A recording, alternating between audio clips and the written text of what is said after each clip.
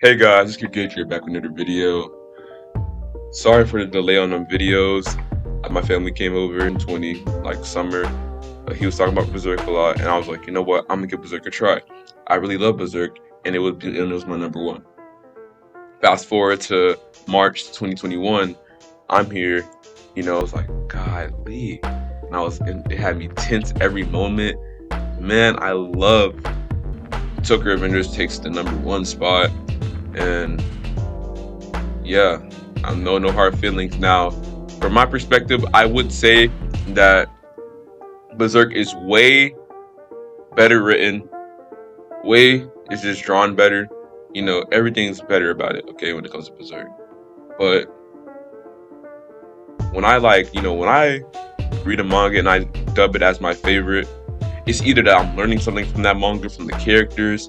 I can put myself in that manga, put myself in that situation and how I would react, and feel for the characters and on how they would react.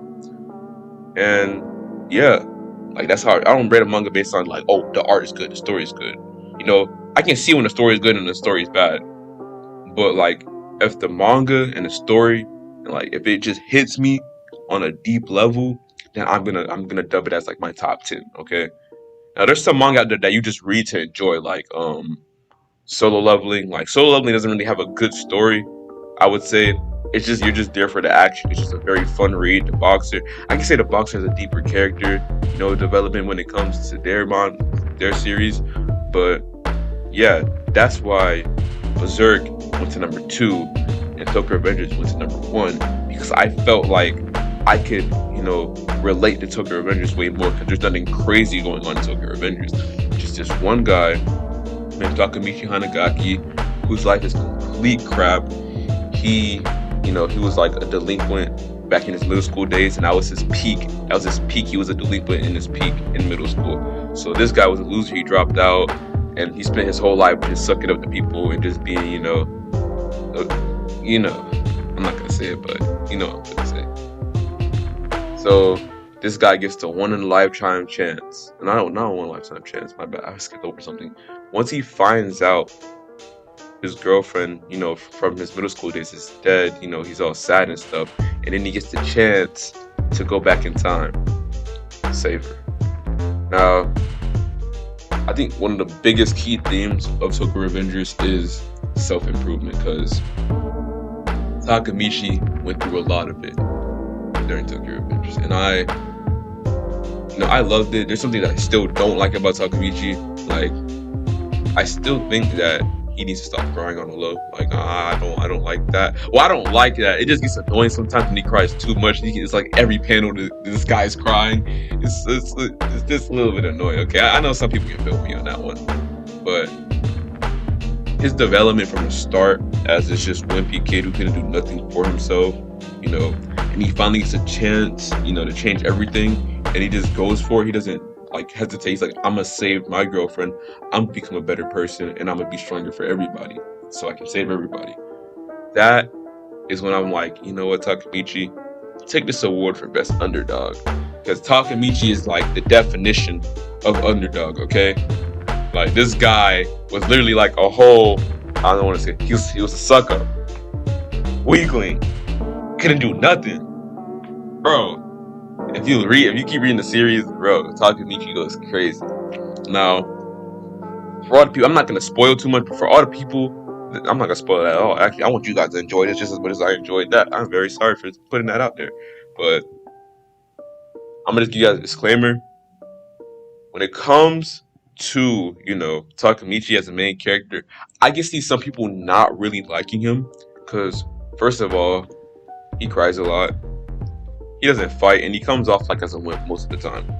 But Takemichi's like main character theme is redefining strength. Okay, Takemichi, he ain't strong. Bro is probably not even that smart, and he's like not a big leader figure. But if there's one thing that Takemichi does well in the series, is he inspires everybody. And like, I'm gonna give you guys a little, like, how should I put it? Like a little illustration. Like, so you're in an RPG game, right? And you have that one guy that gives you all the status boosts, you know, when you're low. Not even like the healer. I'm talking about just like the guy that just gives you like the strength boost, you know, probably like the defense boost, you know, that type of character. That's what Takamichi is. But man is like, he heals a whole army. And I'm like, yo, that's so crazy. 'Cause there's some crazy moments where, you know, I'm not gonna get into details, but like everybody's like on the floor, everybody's, you know, just passed out. And Takamichi's like, bro, what y'all doing, bro? Y'all trash. Like, get up. And like everybody's like, you know what? If he can still fight, then I can fight. What the hell are you talking about? I can fight. So like Takamichi, you know, he may not be able to fight well. He may not, you know, be the smartest person. But when it comes to stepping up and never giving up, bro, Takamichi does it well. And I love Takamichi for that. And I still dub him as, you know, best underdog. Now, I wouldn't say he's like my favorite character of all time. He's definitely a great character, but he's definitely not my favorite character of all time. That goes to Spike Spiegel, because I freaking love Spike Spiegel. Not gonna lie. But he is a great character at that. He's probably like in my top 20. And also, speaking of top 20, if you guys do want to see his top 20 video, just holla at your boy. I will most definitely do it without no problem. Alright.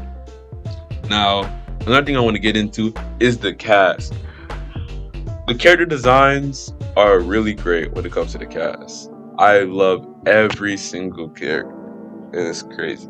You have, you know, most people know, I think, I haven't watched the anime yet because I like to wait for the anime to finish out and then watch it in one binge. And plus, I'm already caught up. Like, I don't really have to, you know, watch the anime to catch up.